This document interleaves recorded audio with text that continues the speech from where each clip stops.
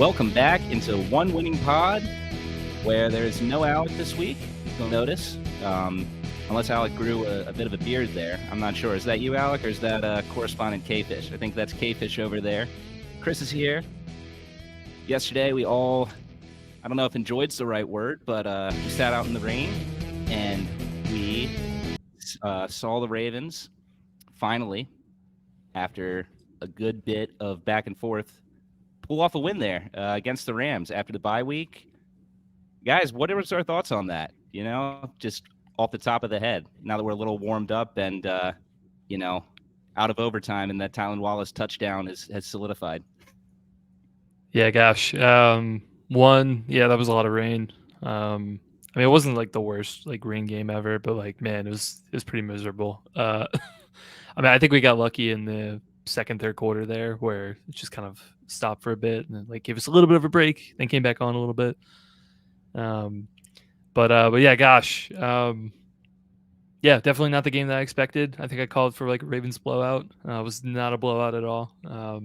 It was definitely down to the wire. And in the fourth quarter, I think it was that a third down play, 3rd and 17 or whatever it was, ended up being a touchdown to Zay. It was pretty dicey at that point. So, still kind of shocked that they were able to pull it out, but glad they did. Certainly first in the AFC right now. Looks pretty dang good. So, I feel good about it. K-Fish, what about you? I think I remember the Niners game as the other weather game that I went to, and that one was a lot worse. I remember my socks being completely soaked from that game. So I would say I was happy with how the weather ended up. And then as far as the actual game, I think pleasantly happy. I think those are the games that we've lost a lot in the past. I shouldn't say a lot. We found ways to lose those games like that, and so I'm very happy that we pulled that one out. And in a completely different way than I would have assumed. Yeah, I don't think any of us had, Tylan Wallace anytime touchdown on any cards this week. I don't think Tylan Wallace himself was expecting to get that touchdown. Had to step in there after a Devin Duvernay injury at some point in the game. I don't recall when that exactly happened, but he had to go in there, step up, and, credit to him. He's a guy that we've seen him make plays in the preseason. Obviously, listeners of the show know that Alec Polianis is a big fan of him. I think he's taken over the James Prochet shaped hole in his heart after, Prochet left the team. But in all seriousness, though, you love to see it for this guy. He's a guy, he's grinding, hasn't had many opportunities in his career. And here he has, and his first career touchdown in the NFL finally came after a couple years in the pros. And man, was it a big one. A winning touchdown, walk-off touchdown in a game against, maybe the Rams don't have the record of a team that you're looking at as one of the better teams in this league, but honestly, they look to me like a team that's getting healthier. Cooper Kupp looked like his old self yesterday. Kyron Williams, he looks like a tough guy to tackle. While we look at this game and you say, okay, by the record, maybe this isn't a huge win. When you look at what the Rams are this time this year, I think that win looks a little bit better when you just judge them based on what they showed on the field on Sunday. Yeah, I think it's huge. I think the Rams offense certainly gave the defense fits pretty much in all phases. Like you said, Williams looked like a really good back. I think the defensive line had a really hard time in general, especially in the first half against those runs. I think they tightened up a little bit in the second half, but still there were kind of leakages here and there that really just hurt them. You talk the Rams could run on first down and get 7, 8, 9 yards a pop, and that production is pretty incredible when you think about it. But yeah, even in the passing game as well, Puka looked good, Kupp looked good, Demarcus Robinson looked pretty good. Tight end, I'm forgetting his name, but he looked pretty good. He was open in a couple of those plays. So yeah, man, they really didn't have too much trouble just kind of doing damage in all phases. And their defense, I still think their defense is pretty good. I think that they were probably the weaker unit of the two. But still, I mean, I think they put a few more wins together. They could do some damage as a wild card team.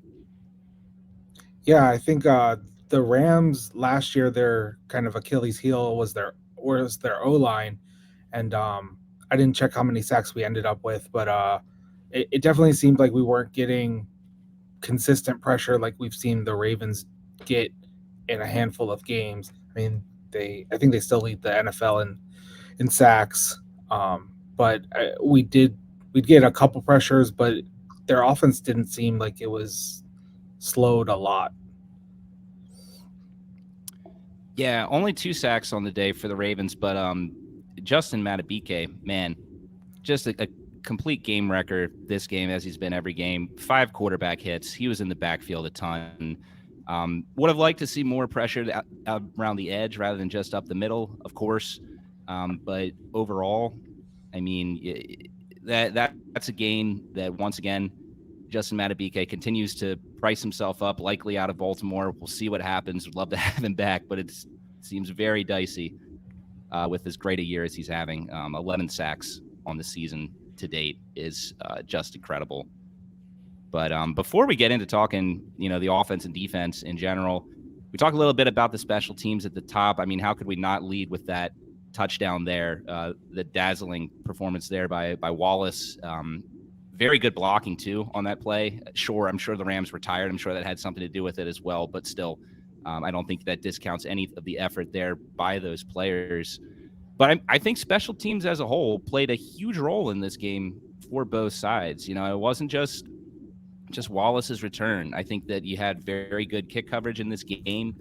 Justin Tucker, look, he didn't have to try a 50-yarder in this game, but 3 for 3, and they were all 3 of them, no doubt, kicks in the rain. Look, that's hard to do even for Tucker, man. And, unfortunately, against the Chargers, we did see him lose the title for most accurate kicker in NFL history to Young-Ho Koo in Atlanta, but he's back on top after this game. They did a 3 for 3 in this game, and Koo missed. So Justin Tucker back to being the most accurate kicker in NFL history once again. Yeah, certainly a good game from him, man. Stout, I think, as well. Should have honestly had 2 roughing the kicker penalties. I think some of the officiating in this game was one-sided in some aspects of things, and then I think that one, those 2 no calls, I think were no exception. I think even the announcers were kind of just like, hey, they ran into him, but no flag. Okay. But still, I mean, other than that, Stout, I thought, had some pretty strong kicks. He had some really high arching kicks, near in the second half. 2 of them ended up being muffed, basically. And unfortunately, the Ravens didn't recover both of those. But certainly, I think in a game that was that tight, those are the plays that can make a difference. And I feel like it was fitting that Wallace ended up with that punt return for a touchdown because, yeah, it seemed like a game where Ravens were frankly, outmatched a little bit in some of the phases of the game where, special teams kind of stepped up and really was the difference. Yeah, and I think it was the Ravens announced Jerry Rosberg was actually back in the building for this week, so it's kind of very fitting that the special teams kind of had a better day than normal. Probably just coincidental, but those things might be somewhat related. And funny enough, the first kickoff return was actually terrible. I think Duvernay was 8 yards back, and he brought it out and maybe got it to the 15 at the most, and it was like, I hope this isn't a sign of what today is going to be like. And funny enough, it ended with a touchdown. Yeah, I had the same thought. That was an interesting decision there. The first of many interesting decisions by several coaches and players in that game, which we will certainly get to as we roll along here. I think we'll look at the defense next year, though. Once again, this is a game where the defense, they had to step up. The offense, it took them a little bit to get going. That said, at the same time, the defense, not quite as stalwart as we've seen them be throughout this year. The Rams certainly were able to move the football There were several times the Rams took a lead in this game, albeit none of the leads were, ever by more than one score, never by more than a touchdown. But, cause for concern, maybe. But I think to start it out here, though, we talked about it a bit at the top, but already a big part of what helped the defense, what did go well, was that interior rush with Matabike. Michael Pierce had a lot of rushes to the quarterback. Travis Jones had a sack. You had Tavius Robinson back there a little bit. In a game where a lot wasn't going right for the pass rush, it was, in my opinion, still good to see that you still had one part of that unit able to break free, able to kind of crack the dam a bit of what the offensive line was doing there for the Rams and have some success. And, they got to Stafford not as many times as you'd like, but there were certainly instances where that interior rush hurried some throws that ended up being overthrows and being drive killers. Yeah, I want to push back a little bit. I think, at least in terms of the pass rush, I thought, I don't think it was necessarily like just the interior line. Like even Matabike's sack, to be honest, I think that play was all Owe. Owe kind of had Stafford dead to rights, and Matabike was just there to kind of be able to clean up. But Owe had beat his tackle and was forcing Stafford to step up into Matabike. So, I mean, I think from a pass rush perspective, I think that they were getting home. I think the big things that really kind of contributed to the lack of and I would say lack because I mean they still ended up with a lot of QB hits and a lot of pressures and stuff like that, but it didn't feel as good, I think, because of two things. One, I think Stafford was just getting the ball out pretty quickly. I mean, he's a veteran quarterback. He's he knows all about when to get things out and timing of routes and stuff like that. They don't have that many like super long developing plays that they throw out there. So I think that was a factor for it. But I think the other thing too is just, and we'll get to it a little bit, but I think the secondary, had a lot of struggles with what the Rams were trying to do in the passing game. I think, there were a lot of, route combinations that they just struggled with. You would kind of see guys flowing in one direction, and then they would send another guy behind them and then have a guy wide open in the different direction. I think that was all very much by design.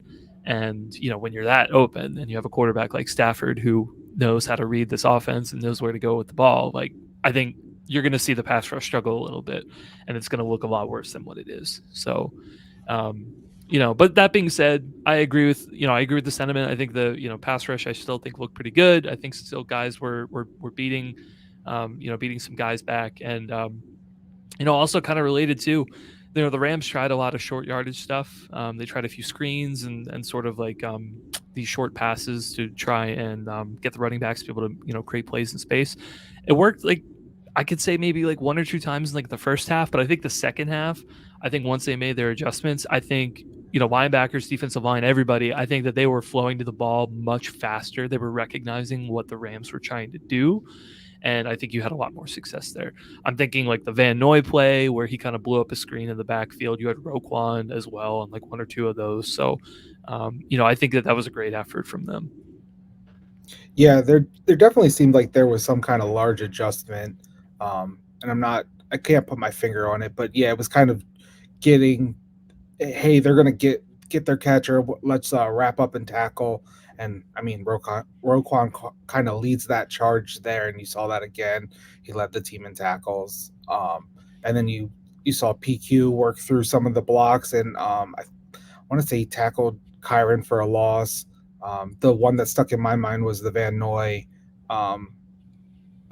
tackle of Kyren in the backfield.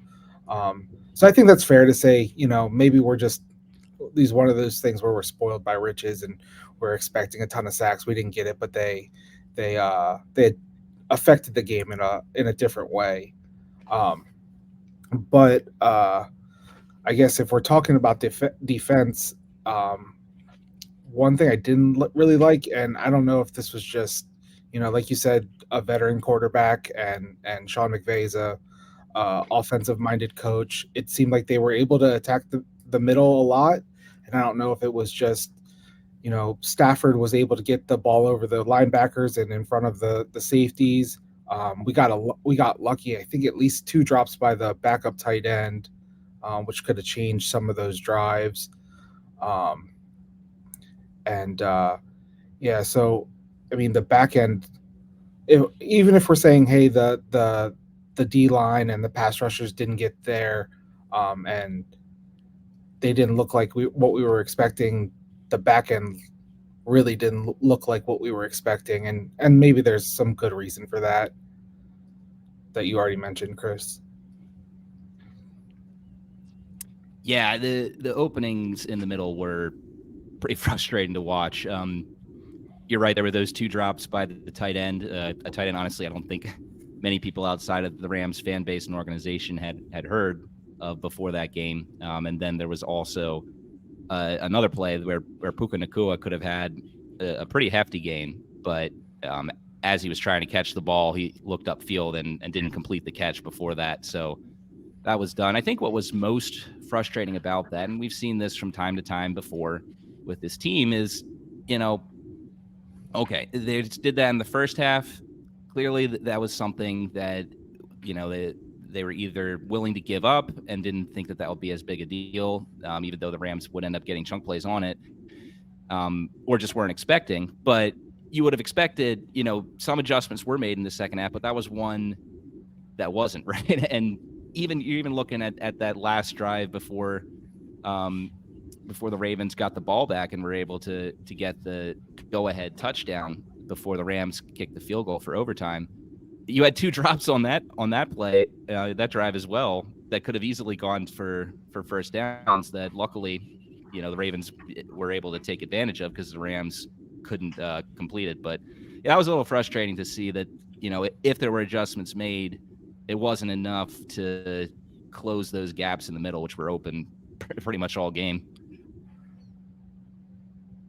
Yeah, I'm trying to think if Ravens have played many teams. Like maybe the Seahawks might be a team similar. I mean, the problem with the Bengals have a good receiving core as well, but the last couple games, you've either Burrow's been hurt or Higgins or whoever. They haven't been full strength. But I feel like, yeah, for me, looking at it, like I guess part of that could have been the game plan of just they wanted to focus on Cup and Puka and try to protect the outside a little bit more because like I said, I mean there were a lot of plays where it not only was kind of the middle of the field, but there were just plays where guys weren't trailing other people. I think there was a play from Cooper completely untouched, like nobody was on him, and there there should have been somebody covering him, and he just kind of went across the formation, kind of caught the pass out in the flat, and then I think he took it down to like inside the 5-yard line or something. So yeah, it was weird. Not a huge fan of it. I do think that they tightened up, particularly in the red zone, a couple times. I want to say the only thing that really kind of stood out that was not so good was that touchdown to Cup earlier in the game, where I think Marcus Williams just needed to play a little bit more outside to try and defend that. But other than that, I thought that they did okay when they needed to tighten up. But yeah, I mean, this Rams offense is creative. They got a lot of weapons. I feel like maybe we didn't talk about it as much last week. Certainly, I didn't. So I think there was a little bit of underestimation on my part. But I mean, definitely seeing them live, like I mean, they just have a lot of weapons, a lot of people that can do damage. So it kind of makes sense to me that they want to pick and choose where they want to attack their offense. And I guess maybe it worked. You could argue maybe it didn't, but it was good enough to win the game, I guess. Yeah, I think a normal Ravens game, you're not expecting to give up 31 points. That was a little shocker, but and the Demarcus Robinson touchdown, I was he had a nice game, and I don't think that's necessarily the fault of our defense, but just wanted to mention Demarcus Robinson, just former Raven. Yeah, though he had a different interesting game. One guy we kind of lined up on him a lot who didn't have as good of a game, Marlon. Yeah, I mean there were a couple in there, like maybe argue push off from Robinson, maybe not, I don't know, but yeah, Marlon struggled a little bit. Almost had that redemption to be able to close out the game in regulation on that interception in the end zone, but could come down with it. Really, I think that could have not that he needs saving. He's Marlon. Like, everybody loves Marlon, and his takes on mac and cheese and his podcast and all that stuff. But yeah, I mean, that would have been a really fitting, great kind of end for his game to be able to cap it off a touchdown or cap it off with the interception and close out the game. But it didn't happen. That's okay. But yeah, he definitely struggled, let up a lot of yards, particularly late in the game. I think he was fortunate to in the fourth quarter when he let up that pass. I think it was to Robinson down the left sideline. He was fortunate to catch up to him and be able to tackle him. Because that one, I think, that was kind of like that the game against the Bears a couple years ago, where just kind of let the guy go and have him score the touchdown at the end of the game. It kind of felt like that. So fortunately, he was able to stop that from happening and live to fight another day. But it was a little rough, I think. But he's still getting back. He's getting healthy. So I mean, it's good to have him back regardless. Yeah, I think with your cornerback, you're going to have stuff like that happen. I know some Ravens fans like to go doom and gloom when they see the CB1 give up some passes, but it's the NFL. They get paid to play too. That's Coop is a wide receiver who almost had 2,000 yards last year. Puka's on pace to match Jamar Chase's rookie record for yards. These aren't janitors that they brought on. These are top end wide receivers. So I know it's fun to kind of like fake press the panic button on Marlon because he had a couple passes completed on him, but I'm not concerned yet. And like you said, I think the rust factor plays into that, bad weather and all that. Maybe I'm just making excuses for him, but I think he's still going to be the same Marlon when we need him most. And that I still think our quarterbacks are above average, even with the almost 300 yards that we gave up this game. Yeah, I mean, excuses or not, I think you got to look forward after a game like this. It's like, did the defense play as well as we would have liked them to? No. But did they play well enough to allow the offense to hang in there and keep pace? Absolutely. And, that's what it's just going to be. I mean, even if we're seeing all these records that this defense is putting up. And in some metrics, they're rivaling the defenses from 2006 and from 2000. Well, I mean, even those defenses, as great as they were, you had that week 2 game for the Ravens, even though they won that game against Jacksonville. The defense gave up 5 touchdowns, something like 200 plus yards and 3 touchdowns to Jimmy Smith alone. That last game at the end of the season, 35, Vinny Testaverde aired the ball out against them. And then even 2006, you look at games like the game they had against Carolina, the second game they had against Cincinnati. There were some games where we're playing pretty good passing attacks, pretty good players, and they were able to get it going. Again, the Rams, like I'll keep saying, earlier in the season, they were not a top flight passing attack. They were hurt. They were beat up. They have gotten healthy. Cooper Kupp, if you're just watching him on Sunday, you wouldn't have known that the guy had struggled in the weeks leading up to this game. He looked like his old self. His route running was impeccable. Good gosh, on that touchdown grab that he got, I did not think that he was going to get there. The timing and the chemistry that Stafford and Kupp have, that is something else. That is something else right there. No shame in my opinion, but if it becomes a trend, yeah, absolutely. I think we're talking about a problem. But yeah, I don't think it's an excuse to say we're not worried about Marlon. I think it's just looking at the facts that you laid out there, and hopefully going forward, we'll see more of the old Marlon in these games coming up. Yeah. One guy who, I did think, continues to have a good game, kind of was in and out in the lineup a little bit, but Kyle Hamilton, I think I saw a stat somewhere earlier today saying that when Kyle was in, I think the Rams were averaging about like 5 yards a play or something, but when he was out, they were averaging around 7. So, I think he was a big part of the success. And when he went out, obviously, I think things struggled a little bit. I mean, he's, we talked about it before. He's just such a weapon in, pass defense, and he just brings so much more to the defense. He's a big guy. He plays the run extremely well. I mean, you guys know, like, he's going to blow up blocks on screens in particular, and he's got such long arms to be able to make tackles, just kind of weave through traffic and stuff like that. There were a handful of plays like that. I think there was one I remember. He kind of blew up Kyron in the backfield as well, kind of affected the play. And, there were just plays like that you miss when he's not in the lineup. Millet's a good player. Obviously, definitely, better in coverage. He's not a bad blitzer either when he does blitz, but just not the same guy. I mean, physically, just, totally different player.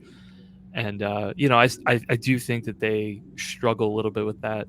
Now, we did get some good news, though. It looks like his knee injury is just was a grade 1 MCL, so he might not miss any time at all. We'll have to see, but certainly we hope that, it's something minor that he'll be able to play through and not affect him too much. Out of all the injuries I think we've had over the last couple of years, like, knock on wood, like this is okay. Like, this is probably like one of the best news we could have. So Yeah, it'll be interesting to see how they play the injury, whether it's sit him this week or next, or kind of let him go. I'm sure Harbaugh will be very forthcoming with all of his injury news on Kyle Hamilton, like he always is, and that's sarcasm for those who don't catch that one. And yeah, I mean, I had a couple things. So we saw the good and the bad of Millette. I think he had a play in the end zone where he rode Cup out of bounds, and there was really no chance for them to complete it. And then I think there was one of the touchdowns was on him. So you're going to have plays like that from Millette where you expect Hamilton to play a little tighter coverage, even though he's not, a true cornerback, but he does play in the slot a lot. So I think they'll miss that. And just with the NFL, how it is, kind of positionless with the wide receivers, you're going to have your top wide receivers, your Cups of the world, go into the slot. So I think that's going to be where we see the biggest hit, where Millette is on their top wide receiver. So that's going to be a huge loss and probably something to watch for. I mean, I think Ridley goes into the slot. That's our next game. Not to get ahead of ourselves, but I think he goes there from time to time. Might be a little bit more difficult with if Kirk is going to be out. So could be a big challenge if Hamilton doesn't come back. Yeah, absolutely. I mean, Kyle Hamilton's versatility has allowed this defense to do so many things this year that really has thrown off opposing offenses. Really hope for a speedy recovery. Not much more to say beyond that. I think that pretty much wraps it up for the defense, unless there's any other items that anyone wants to bring up before we discuss the offensive performance in this game. The challenge that was on the defensive side, wasn't that? Yeah. I didn't know exactly where to put it. I think Harbaugh talked about in this presser, but like the three of us were there, and in the stadium when we saw that, we were just like, why? I mean, like, what you doing, John? The touchdown looked pretty obvious. Like, it wasn't. He didn't catch it on the sideline or out of bounds or anything. Like, he was pretty solidly in the end zone with both feet. But there was a challenge called, and the idea was to buy more time for the 2-point conversion later. Anyway, very weird. Yeah. Very weird. Turn of events there. Obviously, but the Rams missed player wise, but the Rams didn't convert, right? So it was the right decision. I guess so. I don't know. I mean, I guess we didn't need them. We went to overtime, but like, it was really weird. A really weird turn of events there. Yeah, John's not going to beat the allegations of being a poor game manager with stuff like that. I mean, between the clock management at the end of the first half, not using the timeout. Yeah, and we'll get to that. The challenge in the second half. I hope that's not one of those things that bites us when it counts most, because it seems to pop up more than I'm comfortable with. Yeah. You and a lot of fans feel that way. I can certainly say that. But yeah, we'll get to that discussion on the offense though. But you know what? Let's start out with the positives with the offense, because this was a win. This was a win. It could have been a loss, but I mean, you know, it was one of those games where I feel like both teams on both sides of the ball made as many good plays and bad plays as the other side, and you know, we just ended up having the lucky punt return at the end for the touchdown. Offense, I think there's some good things we can say about the passing game. You know, we talked about in the preview, front seven, particularly the defensive line, was going to be a concern for this team. But there would be openings in the secondary to make big plays. And good golly, there were some huge openings. I know we were talking about the openings that we were leaving in the middle of the field with the Ravens defense, but the multiple times in this game, we were able to throw passes downfield, and Lamar's passes weren't actually, you know, as accurate as they could have been, but it didn't matter because there were just no defenders there. Yeah, I mean the touchdown to Likely, it's about as wide open as you can get. He just had to make the one safety miss, and you know by that time the safety was there down the 10-yard line, I think. So you know inside the 5. Yeah, I mean that's about as wide open as you can get on any play. Obviously I think some of the Odell plays, his touchdown, he just got behind. I actually wouldn't want to talk about Odell though, like in particular in that one. I don't even know if that was the Rams in particular getting them open. Like I think Odell put on a clinic this game. I think one of his best games as a Raven. I mean, some of those double moves he was putting on the secondary in there, like, I mean, he was putting guys on skates and really like trying to make them think like, oh, is he going out? Is he going up? Like, and they chose wrong almost every single time. And yeah, I mean that touchdown that he got, I mean, great adjustment from him also to be able to come back to the ball. Was a little bit underthrown and ended up rolling into the end zone for a touchdown. But yeah, a lot of plays like that where people were just wide open. So it wasn't just Odell, Likely, and you know Zay had a couple, and you know honestly even Bateman too. Like you know Bateman could have got more involved. I think if there's some more accurate balls there, I think you know there were definitely opportunities. So Yeah, I was skeptical a little bit when they said, you know, Odell, he was just injured. It was you know, it was a work in progress, but I think like 100%, it's kind of been backed up every week. He's gotten stronger every week. It seems he's gotten faster. He's gotten more open. He's making bigger and bigger contributions every week. So love to see that from the offense. I thought with the way the weather was, it was going to hamper the deep shots, but they still took them. I think, you know, with Lamar, they're not always going to be perfect deep shots. You just got to, you know, complete a couple of them. Wish the one, or was it two to bait? Either one of them, I wish those would have been completed. It would have, I think, opened up the game a lot more. Yeah, again, these are kind of those games where we do kind of struggle with the weather, and I think Lamar put on a clinic. I mean, there was the drive right before the half. I know it didn't end with, you know, a touchdown, but I think he was able to drive them down pretty effortlessly. And then the 4-minute drive to end what should have ended the game was about as perfect as it could have been, besides the penalty in the red zone that got them to 3rd and 17. I think it was a penalty. I mean, he was connecting on chunk plays. He was, if he needed, you know, it was 3rd and 5, he'd get 7, take the easy throw. And then, you know, you saw Aguilar, or not, Nelson Aguilar become a large part of that drive too, which is a little shocking, but always good to see, to have another option. I couldn't have been, I mean, outside of the nitpicky like deep balls and wishing they were a little or they were completed more, I couldn't have been happier with the offense. I think that was that was as good as we looked probably since the Lions game.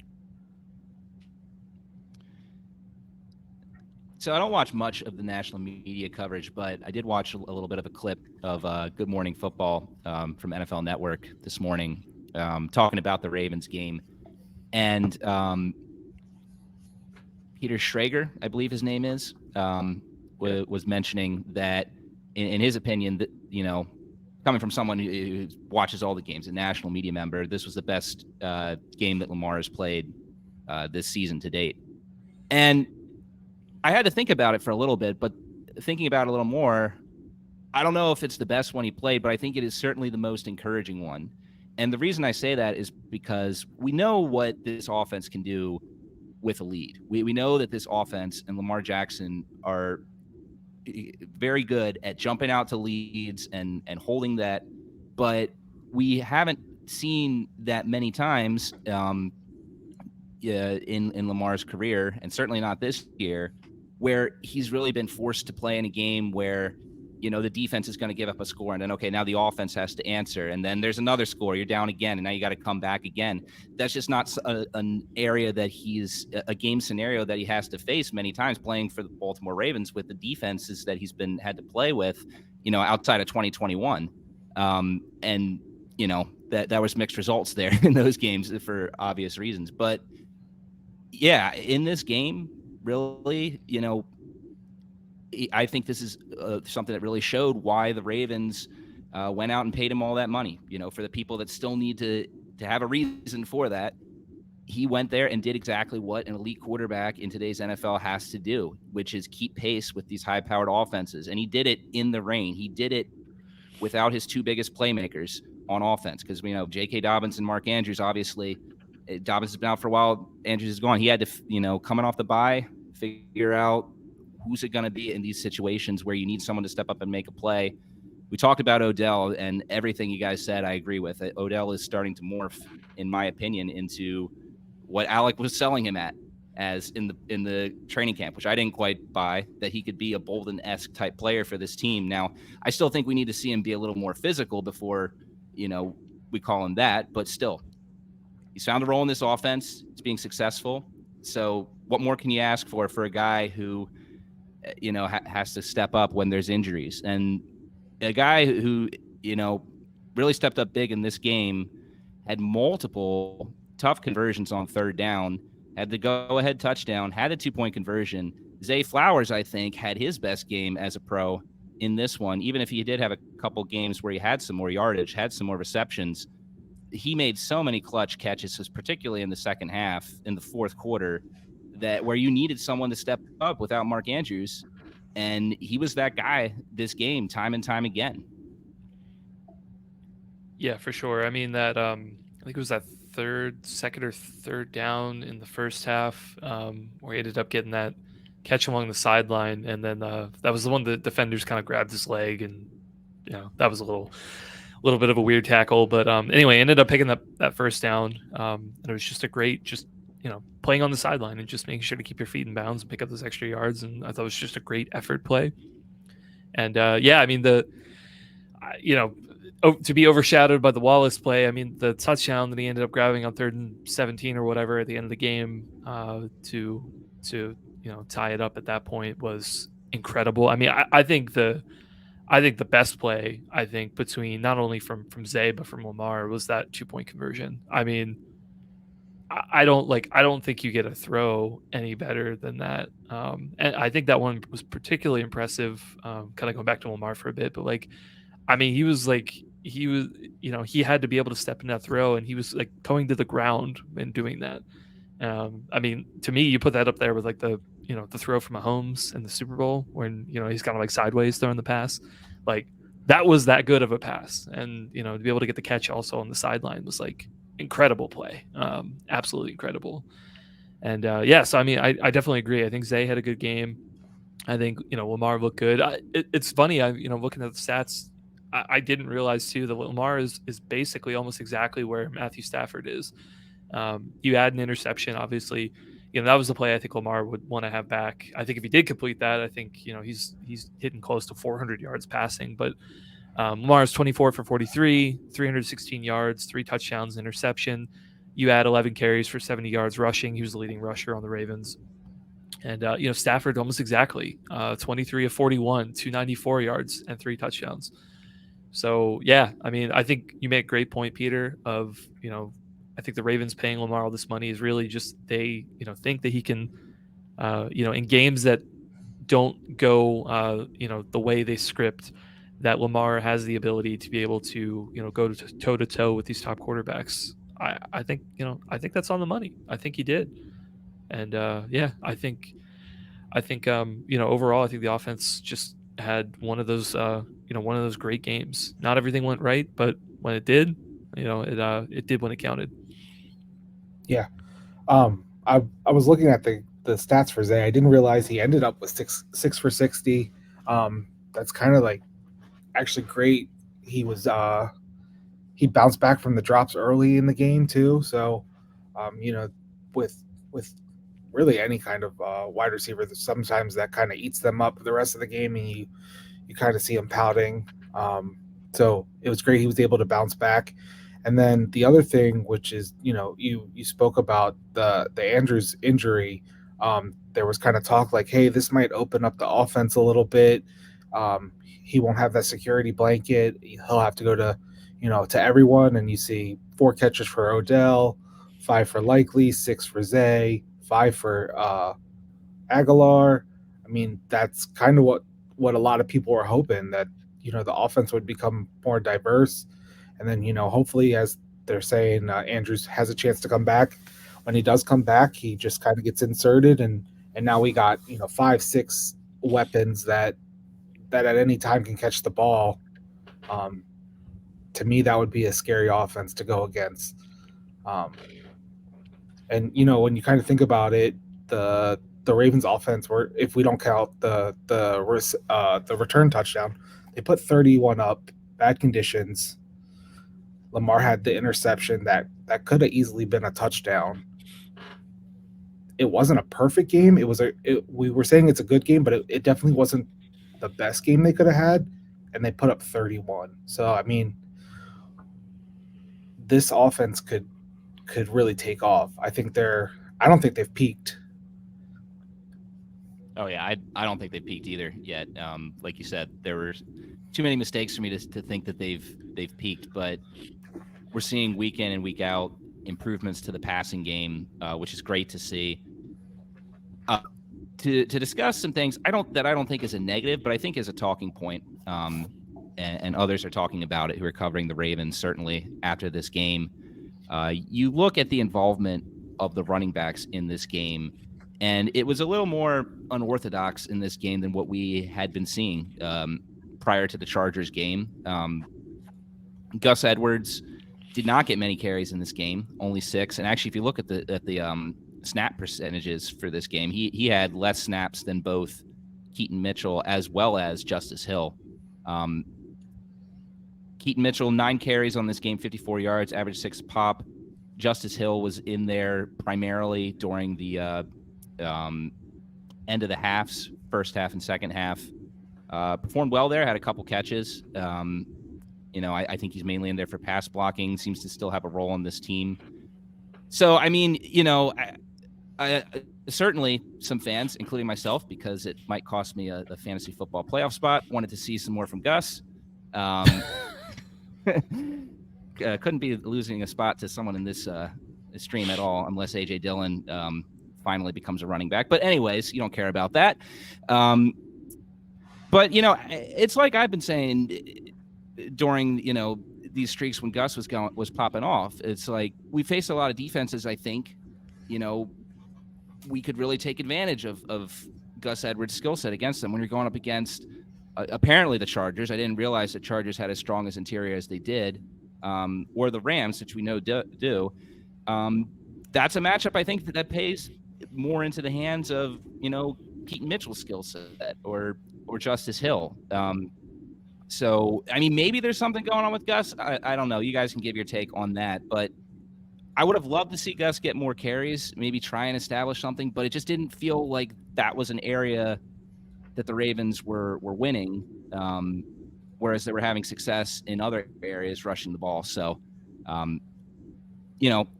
I think we still want to see Gus Edwards be an effective part of this offense. So we hope he can get back a little bit more on track against Jacksonville. It's not terribly great to see two really subpar performances from him in a row, but they're effective running the ball in other ways in this game. So it doesn't bother me too much at the end of the day, but I'm curious to hear what you guys thought of that. I mean, I don't like the imbalance. I think is a nice way of putting it. I mean, obviously, like, the passing game carried this game for sure. And I mean, that was something like we've seen pieces of, but really hadn't seen them take the next step. So I feel like for me, maybe this was a game where they kind of wanted, like, they've been listening to us, they've been listening to everybody, and like, also, now they haven't been doing that. They've been watching film. They've been watching film and saying, we don't have a deep passing game. We can't get this working. We're going to try and make that a point of emphasis. That's kind of what I think would happen. Even with the weather, I think they really just wanted to put more of an emphasis on it, and they did. And they missed a lot of, they missed a few shots, but they hit enough of them, and they were successful in a lot of phases. So I really think that that's probably what the game plan was. And I think because of that, you just saw the imbalance in other areas. And for me, like, I guess the outcome is fine. The thing that really kind of bothers me is I feel like there's a lot of sequences in the game where it's just like, 3 pass plays in a row, and then, ended up being a 3 and out, or, 3 pass plays, and then one of them, protection breaks down, Lamar escapes, ends up getting a first down, and then the drive continues. It feels like sometimes the sequencing and I recognize this is a really, really common criticism, I think, from anybody watching football, and like, I get that, but I don't know. There's just an element where just like, man, it would be really nice to be able to pick some other things in here and like try it again. But that being said, like, again, I understand. For me, I've been looking for improvements in the deep passing game. I think we got that this game, so I think that's okay. I am a little concerned just from like a blocking perspective. Even the plays that they did try to get Gus involved, there weren't really as many positive plays as I would have liked. I mean, he ended up 6 carries, 15 yards. That's not a Gus Edwards stat line. It really isn't. I mean, he's over 4, 5. He's probably under 5 for his career at this point, but yeah, I would have liked to see more yards from him, and I just think the Rams did a good job of kind of bottling him up. Whereas Keaton has enough of that juice, has enough of that, shake, I guess, to be able to kind of hide in the hole and then explode out the other play. I think the one play in particular that kind of stands out that I know is a Keaton play, and it's definitely not something Gus is going to do, is that one where he kind of hit under the tackles. I remember we were watching the game, and we all thought that he was kind of dead to rights, and he ended up sneaking by, the defensive tackle, and then sort of, shooting through the hole, and kind of putting a hand up and getting an extra 10 yards and then falling down. You're not going to have a play like that from Gus with that type of blocking. You're just not. That's definitely one where Keaton kind of really, because of his play style, kind of carried it. So I don't know what it is, what is going to get this back on track, but I want to see it. I think we're going to need more balance, especially as we get close to the playoffs. We need to be able to rely on a run game that's not, 100% on Lamar. Yeah, I think at this point in Gus's career, he's just I'll get what you give me. So there weren't many holes this game, and he kind of just hit the pile, and that's kind of where it ended up. I think I'm hoping that at some point they just give Keaton the J.K. Dobbins role, which is, you get the bulk of the carries, you're in passing downs, and then I think what they had hoped for Gus was he go back to his regular role, which is kind of ice the clock at the end and come in at the end and kind of beat on people as we're trying to run clock. I don't think they'll do that. I think Harbaugh has shown that he is opposed to leaning on rookies, so I don't think that's ever going to be the case. And maybe that's a little bit of fantasy brain to take it back there, but I mean, the runs with Keaton have a shot to go to the end zone every time he touches the ball. I think was uh, the play you mentioned. There was also one where he ended up tripping, I think, but he like was able to dart forward for another 8 yards. So it turned a basically nothing play. And with his balance, he was able to, make something out of it. I don't think you'll ever get that from Gus anymore. Like that ship has sailed. So I wish they would lean more into Keaton is my only thing. And if he gets hurt and or hits a rookie wall, then it is what it is, and you go back to Gus. But I would that's where I would go if I was the coaching staff, Yeah. not watching any of the practices or anything else, just the games. Yeah. Well, Well, I I mean, have there, watched the practice. Man, I haven't watched the practices, but you go, Chris. yeah, no, I mean, I was just gonna say, I mean, Gus, while not as effective in, for his own, carrying the ball, I thought that there were, we continue to see a couple of these plays every game where they kind of have Gus to the side of Lamar, and then you have Keaton behind. I guess the idea is, that you can have either one of them take the option, and then, but I think in those plays more than it's really just Gus being a lead blocker for Keaton. But that being said, like it worked fairly well. I think one of them, I think you had Ricard and Gus really kind of seal the linebacker, and then Keaton was able to run to the left side, and I think it was like a 20-yard run or something. So there are a couple of those formations that I think are pretty interesting. Yeah, I don't defenses, haven't been able to kind of bottle them up as much. I don't think that's going to be like the normal offense, to be clear, but I think, use it every once in a while. I would like to give it to Gus in those situations too. I think if you do that, it kind of, makes it a little bit more of a surprise of what's happening. But I think it's interesting. He can still be effective in that role, I think, even though, he's actually not getting the ball. Yeah, I wonder if he kind of does lead blocker a little bit better than Ricard. I wonder if Ricard just kind of goes out there and I'm gonna hit the first guy I see, and that is where it is. Where Gus has a little bit more vision. Hey, if I'm the running back, I'm gonna try to hit this hole, and then he hits whatever guy is there, and then Keaton has just follows him, and then darts out the side. I think it might just be coincidental, but it seemed like those plays, like you were saying, were working pretty well, and I just wonder if it's kind of Gus using his running back vision a little bit better than Ricard would. Hey, positionless football, like we were saying before, right?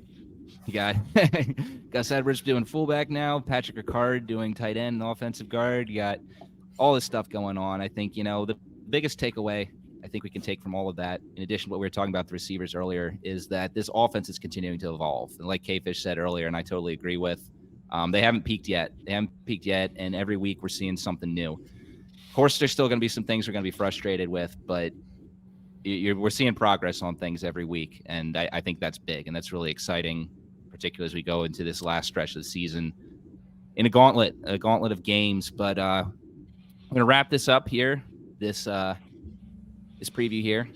We're going to go into the MVP section, and just so we don't do a repeat, we're going to go right into Alex to start with. Alec, who was your MVP for this game? For my MVP, I got to go with Odell Beckham Jr. I think Zay Flowers is in the conversation as well, but I wanted to pick out Odell because I think he's really taken the lead in this conversation about impactful players taking over from Mark Andrews, and kind of goes with what we've been saying all along about Odell Beckham Jr. I think he was brought on to be great in January and February football, and he's starting a little early in December, which is great.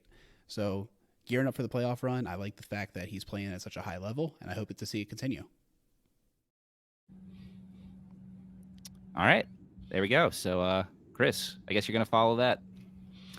Sure. Yeah, I mean, I think there could definitely be a lot of them here. I'll go ahead and I'll go Lamar. Not a perfect game from him. We kind of talked about it, but yeah, I think that sequence at the end, the touchdown to Zay, that 2-point conversion, I think that's some of the best quarterbacking we've seen from Lamar. So excellent plays. He gets my MVP. Well, I guess I'll go out of the box because you guys kind of mentioned the two top offensive performers, and I'll go Nelson Aguilar. I think the third down conversions on the the fourth quarter drive was huge. And then also, seems like the Ravens are giving him a lot of credit for the Zay Flowers touchdown. And he, I don't know if you guys saw the video. They had it them in the huddle. Him saying, what this the safety will follow me, and Zay will have an open shot, and that was the play that got the touchdown, and it unfolded just like he said it would.